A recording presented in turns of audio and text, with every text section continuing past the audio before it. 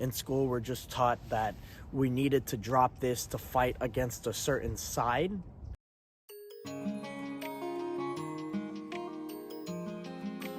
Thank you for your time. Where are you from? I'm from America, Las Vegas. How old are you?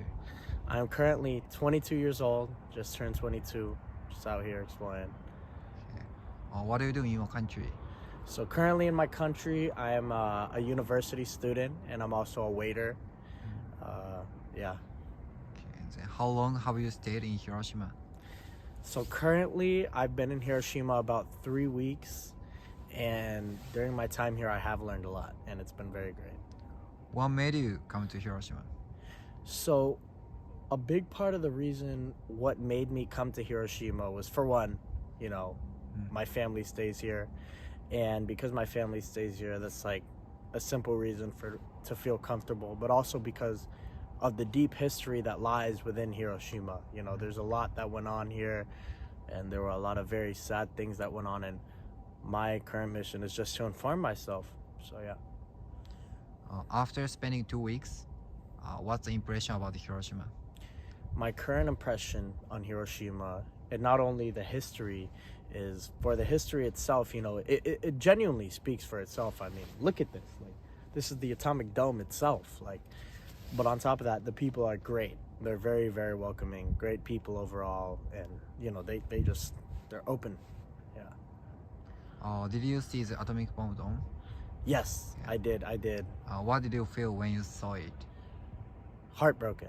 Extremely heartbroken. I almost was so heartbroken that I came to Peace Park, and I literally sat here for hours and even just slept. Just because it broke my heart that something so disastrous and so sad took place here. It broke my heart. Kids were just playing, and before they knew it, something really, can't even explain. It's something very horrible happened. Did you also go to Peace Museum? Yes, I did. I did go to the Peace Museum, and even that just brought everything I knew and I saw into more reality. Like the anime Barefoot Gen, it was written by a man who had survived the Hiroshima atomic bomb, and he put it in the form of a manga, a form of a comic book, and eventually it got turned into a movie. But to watch a movie that was based on real stories and real people, and then I see the paintings in the museum of people looking like the people in the anime, and knowing that this is what people really went through, it aches my heart and it breaks it. So yeah, no, the museum was, I'm very sorry. Okay, did you know about history of Hiroshima before coming to Hiroshima? So as an American, of course we know about the atomic bomb in Hiroshima and Nagasaki, but I also strongly feel as though Americans are very misinformed. Americans, I feel as though within America we're dealing with an information war right now where everything is being censored. So yes, of course we knew, but I know nobody talked about how harmful this bomb was really. And that's also why the movie Oppenheimer in America came out 2 years ago. Many Americans thought this is a harmless movie. We're watching a man just make a bomb and he's on a quest for science. But why hasn't this movie released in Japan yet? Why is it releasing this year? And why did Barefoot Gen just recently release in America, even though this movie was made in the 1970s, 1980s from real survivors? So we are just suffering from a huge information war amongst regions and amongst people, and people trying to make us see things from a baby. You are taught everything you know. So what, us as Americans, what can make us believe that everything we know might be a lie? Because obviously, usually we're barely talked about the atomic bomb and the real severities it causes. But for some reason, now I'm in a place of the region where so many people suffered from diseases like leukemia, from skin pain. People couldn't drink water or else they would die. So why weren't we informed that there is something that can cause this to people? So we're not, I knew, but I only know because I dug deeper. But as an American, we're not informed on the tragedies that happened here. not well informed at least. What did you learn in school? So within school, obviously, like everybody knows, the atomic bomb was horrible. Like, we all know that, but it's not put into perspective just how harmful this atomic/bionuclear bomb is. In school, we're just taught that we needed to drop this to fight against a certain side. In school, we're taught that we needed to do this to fight against certain nations that were trying to harm people. But Has your perspective changed after coming to Hiroshima? so my perspective in Hiroshima has definitely changed, but it didn't change for better or for worse. I would actually maybe say better, just because, I always saw this information and I always dug deeper and I always tried to really inform myself because we're at an information war, and it only made me realize how real everything was that is happening around me. Like, people literally suffered and diagnosed with diseases that they didn't know of till 10 to 20 years later, like leukemia. So like, after coming here, it just made it 10 times more real. Imagine maybe your friend one day just diagnosed with a disease and he dies a few years later. Just imagine that. That's horrible. And there's a region of the world where a bunch of people were going through that. And there were a bunch of people, there were children playing right where I stand, and they died instantaneously.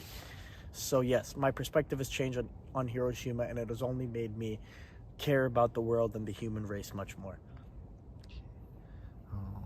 How do you think about nuclear weapon? So my thoughts on nuclear weapons, and like I referred to earlier, the anime movie Barefoot Gen, a movie based on real survivors of Hiroshima. If you watch the movie, the Japanese version, the version that was just released in America, although it's been released in Japan for years on years, decades, they specifically say that the bomb that was dropped in Hiroshima was equivalent to 20 tons of TNT/explosives. So we know it's equivalent to 20 tons of explosives. The bomb that was dropped right where I stand was equivalent to 20 tons of explosives. That's not what made the bomb so harmful, because obviously in Palestine, the war that's happening, Israel has dropped 65 tons of explosives and not everybody has died. So my current opinion on bionuclear weapons and atomic bombs is they're horrible, because there's a reason why it's called an atomic bomb. Yes, of course, radiation poisoning. But it's called an atomic bomb because it messes with people's DNA on an atomic level.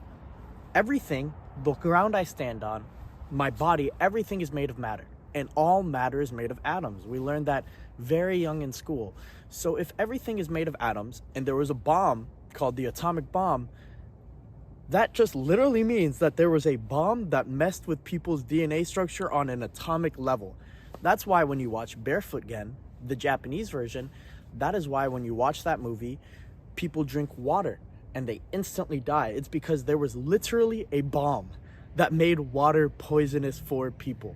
So that's why bionuclear weapons, biology, the study of life, atomic bombs, everything is made of atoms. Atomic bombs, that's why it's so scary. So it's not a bomb that can destroy everything. It's a bomb that can literally kill everyone. Like Russia, for example, they have enough explosive power to literally destroy all of America if they deemed us as the enemy. Not saying we are, not saying anybody is, but I'm saying certain countries already have enough power to kill everybody or destroy everything. But it's not about destroying everything, it's more about there are weapons that can just kill all humans and still let things remain. Like right here, just a generation or two ago, everybody died, but now I see trees around us. So like not everything was really destroyed. This building right here, you see it in Barefoot Gen around 40 to 50 minute mark. That building right there, the trees around me, there's so many trees around me, and yet they still stand. So it's scary because there's bombs that can literally change people's DNA structure, their biological structure on an atomic level. And we know everything is made of matter, and all matter is made of atoms. So that's why it's scary. It's very scary, and it's something that shouldn't be in talks, because it is a weapon that can kill the human race. Not even groups of people. It is a weapon that can kill the human race. So do you think there's anything we can do for peace?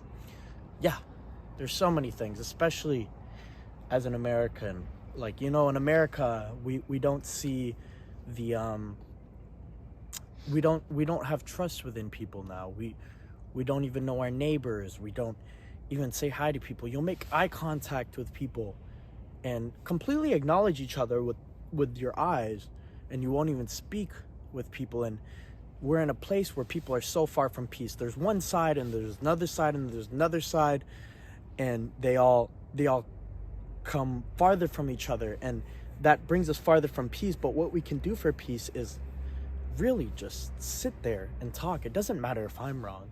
It doesn't matter if you're wrong, but I want to know the information you can give me, and you can correct me, because I don't have an ego, and we shouldn't have an ego if we really want peace. So like, let's just sit and really talk. You tell me where I'm wrong, I'll tell you where you're wrong, and we can both grow from it. And that's how we can push to peace. World peace. I want world peace. What the peace means to you? Peace to me is a place where children can grow under true light and love, and we don't have to tell children, stop acting like this. I need you to sit at a desk. I need you. If there's kids that like to sit at a desk and learn, that's beautiful. But also, there's many children who can't do that, but they're good at learning. They're just not taught in the form that they need to in order to learn. So like, how does that make those kids feel? And maybe next thing you know, those kids are being prescribed certain things like Adderall, etc. So now we have groups of kids even feeling divided and maybe feeling singled out just so they can fit in maybe our school structure. So peace to me is a place where kids can roam freely. They don't have to worry about judgment amongst other children or judgment amongst their parents, and they can truly roam the world freely. They don't have to worry about the darkness that we have felt, that we were taken away from, and also peace where no one in the world has to worry about war. Finally, do you have any comment or words? Yes, I am literally making sure everybody is happy. And if you're not smiling, I hope my smile can make you smile. Thank you. Thank you. Okay. よろしく。